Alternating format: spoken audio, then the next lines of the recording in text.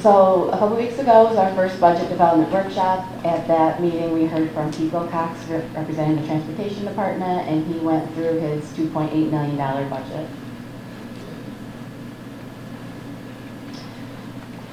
So as we presented a couple weeks ago, we know at this point our expenditures are around $76 million with revenues, as we know, at this time around $71 million, leaving us with a budget gap of about $5.2 million.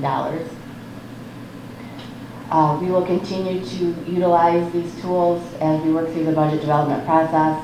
At this point, there's really no news on our update on state aid. We're kind of in a holding pattern, waiting to see how the final budget is going to roll out. So in the meantime, we'll continue to look at the budget and look at other reductions and other options that we have to balance our budget. So with that, I'll introduce Judy Christensen. Thank you very much. The Human Resources Office is one that touches on all departments and all areas of the school district, both instructional and non-instructional, but you notice we do it at a pretty efficient rate in terms of our budget. So the biggest part of our budget are salaries. I have, in addition to me, I have two secretaries, one's full-time, one's part-time. I have a benefits specialist, a full-time one, and also a part-time person to assist in that area. Under equipment and supplies, you can imagine the things that we need to have in our office supplies and things of that nature. Contractual is a big item, and you'll see that it got increased a bit this year. Under contractual, we pay for things like the Employee Assistance Program that fulfills the Board of Education policy to provide free and confidential counseling for our staff members. We pay for fingerprinting for our new staff members, any advertising for new positions. The Affordable Care Act consultant also comes out of there. That's why the increase, because we've seen an increase in cost so that we can accommodate the rigors of the Affordable Care Act.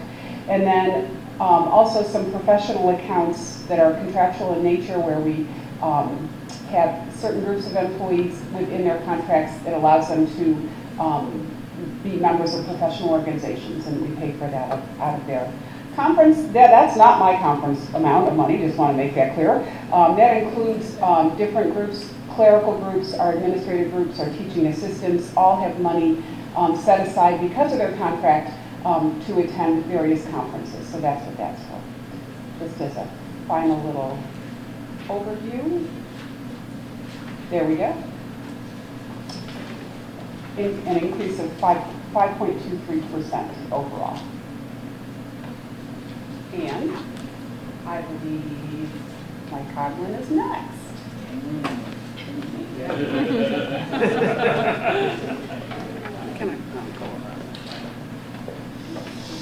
All right, in front of you now is the operation budget for facility services, and the first slide we're looking at is our salaries, equipment, utilities, contractual services, custodian maintenance supplies, BOCE services that I have under my budget line items. And as you can see, all the things that you are looking at there are just contractual raises, and that's shown an increase of 1.62.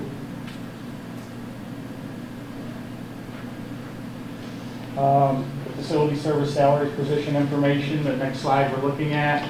Currently staffing is 33 custodian cleaners. I have 13 staff members in the maintenance department.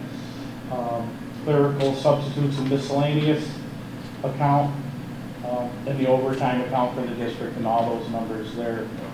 Any increases that you see are strictly due to contractuals that would have been on some of those line items that we've seen gone up.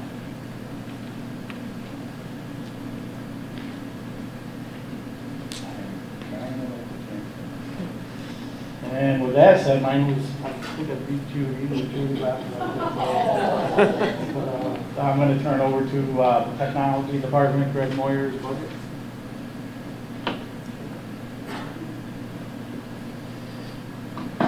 Good evening. I always get to be last in my group, so I'll try and get brief, unlike what I joked about this afternoon. The summer help is the one thing up there that you do see a significant increase in. It's not a large amount, but percentage-wise, it's fairly significant. This summer in particular, I'm asking that we have 35 hours per week for 8 weeks for two people to try and help with some of the work that's going to need to be done to get the rooms back in shape. At the same time, we're doing the capital project work, which is going to consume a lot of extra time that we haven't experienced in recent years. So that's, it's not a lot of money, but it's definitely money very well spent. Equipment line is flat. That includes several codes, state aid hardware, the district technology code, E-rate, and there is money in there right now for CBT related equipment. The next two, supplies and contractual services, basically I did a little bit of swapping. The net effect is zero, but trying to set up the money so that we do fewer transfers, something that Katie would like us to try and do. So I did a little bit of that last year and trying to do more of it this year, so we see fewer transfer requests. BOCE services, these figures are most of the computer center budget of BOCEs and some of the instructional support budget in terms of folks.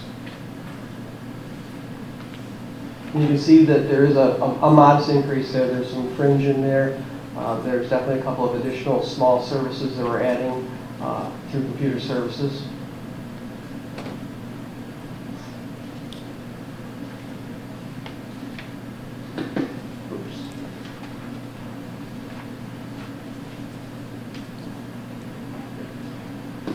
And this is just a little bit of a breakdown of salaries. In my realm, a lot of my services are run through BOCES, so the salaries, the fringe, and those sorts of things are part of the BOCES service requests that we request each year. And again, you can see a modest increase there, mostly benefit types of increases. And that is it. I think on last, are there any questions that anyone has?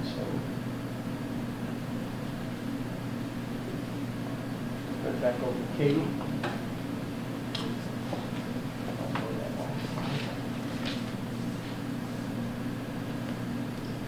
Okay, so at this point, does anyone have any questions on any of the department budgets you've heard tonight or on the budget in its entirety?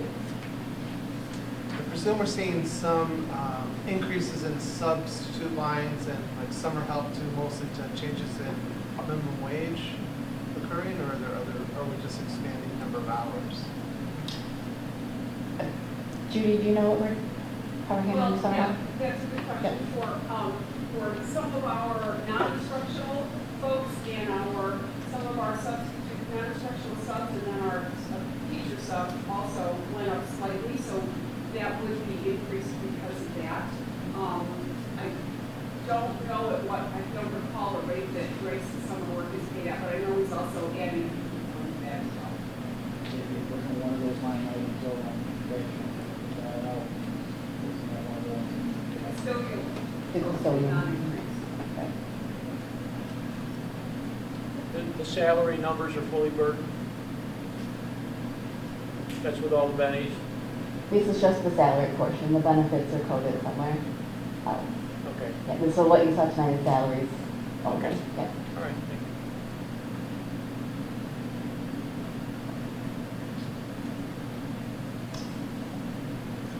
Mike, if you could go back to Mike's slide with the staffing alignment, and I'd probably ask the same question to Greg. Go back one more. I'm trying. Right there. Mike, just because you've been here over 3 years and there's been significant reductions, this is the amount of staffing you have to cover all of our facilities and buildings. In other words, my question is, are we where we need to be? Are we short of where we need to be? Are we just under where we need to be? Or are we just over? Or are we in excess of staffing, in your opinion?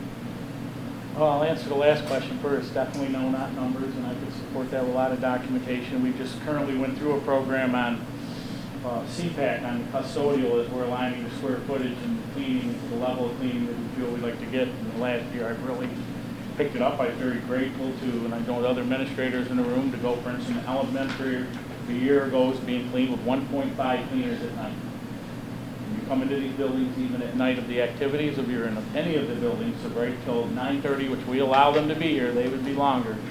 At 1.5, we struggled. Very grateful to bring back in from Broad Street, a couple cleaners to get the square footage, and we did add 2 cleaners back last year with it. But we are still about 20% down from when the numbers were in our better days prior to the recession that we had. And I still feel on that, we call them custodians, but that's the cleaners throughout the district, and I've worked on numbers. We prepared our budget, and I do believe that number is still low. Gladly support it.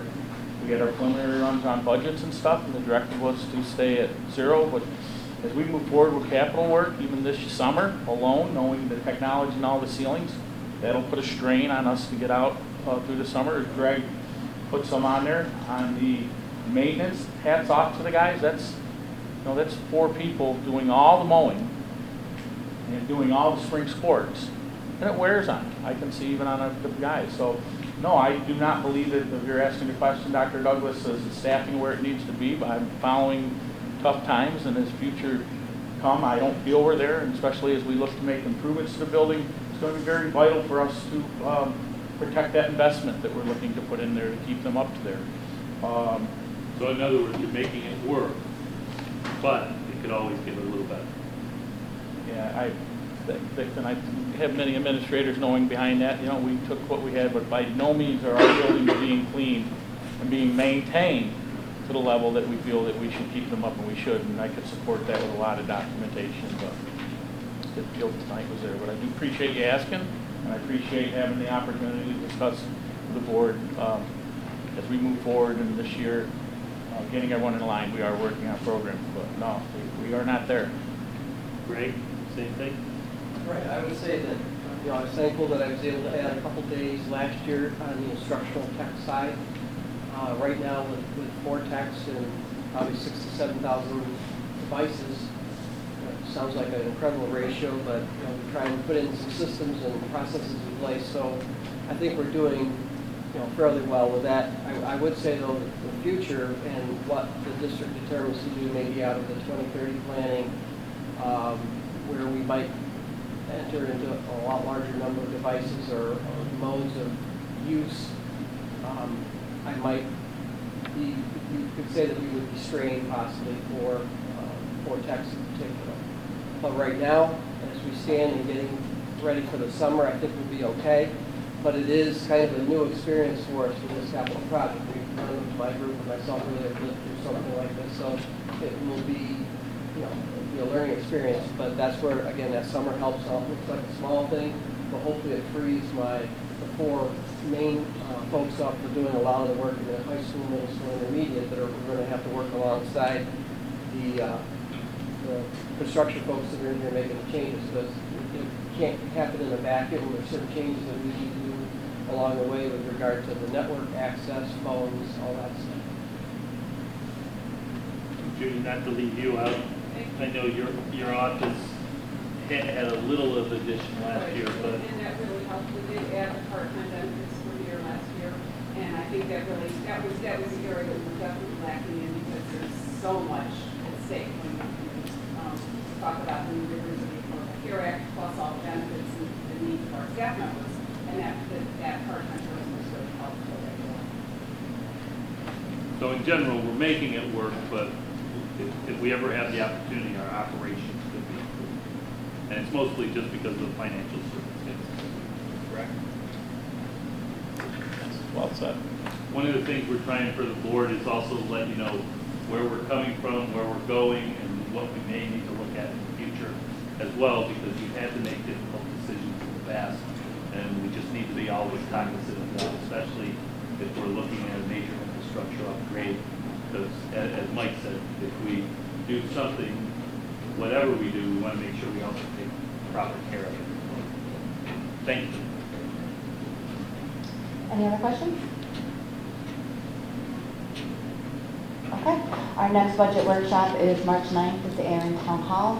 We'll be hearing from the athletic and special ed departments, and we'll also be giving you an update on our budget figures as we know them at that time. Thank you. Thanks, Katie.